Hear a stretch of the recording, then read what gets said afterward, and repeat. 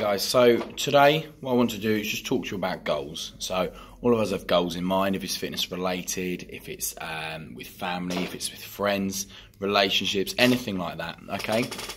Now there's a few different points I want you to think about with your goals, okay? I don't know if you ever heard the term SMART goal, okay? So first of all, the S stands for specific, okay? So you need to make sure that you know exactly what you want in that goal. Don't say, for example, I want to lose weight. How much weight would you like to lose? Okay. Next is measurable. Okay. So make sure that your goal is measurable in terms of how can you measure where you're coming from? How can you measure how far you've gone? How far can you measure how far you've got to go? Like I said, that links in quite closely with specific. If it was losing weight, then make sure it's measurable. How much weight would you like to lose? And then keep measuring it. Keep a track of how you're going. Okay. Next up is achievable. Okay. So don't give yourself an unrealistic goal. Now there's a fine line now between the two of making it too easy and you'll get demotivated, or you won't really set yourself any goals that were with a purposeful outcome. But if you go too far the other way, then you can become unmotivated again just by not achieving your goals. Because it is unrealistic, all right? So make sure they're achievable. Then realistic, okay? Now, again, very closely linked in with achievable. Make sure it's realistic. Don't give yourself this goal that is unrealistic, because you'll never achieve it, okay? If it's unrealistic, you become demotivated, and then you prevent making goals again in the future.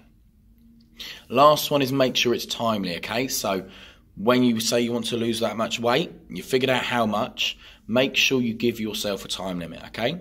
If you don't give yourself a time limit on goals, what we tend to find is it can go on and on and on and on, okay? So trying different diets, trying different workout techniques for years and years, and you never really get to that goal in the time you want to, okay? So maybe you've got a holiday coming up in 6 or 8 weeks, set yourself that goal, figure out how much you want to lose.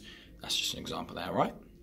So, next thing I want to talk to you about is telling people, okay? Telling someone is a great way of making sure you keep that goal, okay? So, when you tell someone, they know they can support you through it, but it's also, you know, in your head that someone else is almost waiting for you to do it, okay? But I don't want you to go around telling everyone, okay?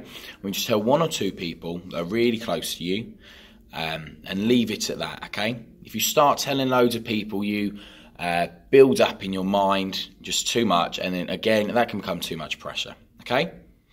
The last suggestion I'm going to say for this video is find yourself an envelope, okay?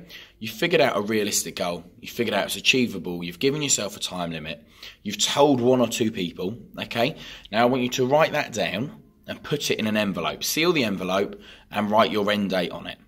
Okay, now keep that envelope somewhere you're going to see every day, if that's on your fridge, if it's on your desk at work, anything like that, okay? But do not open that envelope until that date. So what you're going to do then is every day you see it, that goal should be the first thing in your mind every day when you wake up, when you go to bed, okay? Keep that goal in mind. That envelope there is a physical representation of what your goal is, okay? And an end date on the front. And believe me, when you open it, that's a good feeling. All right, catch you guys later.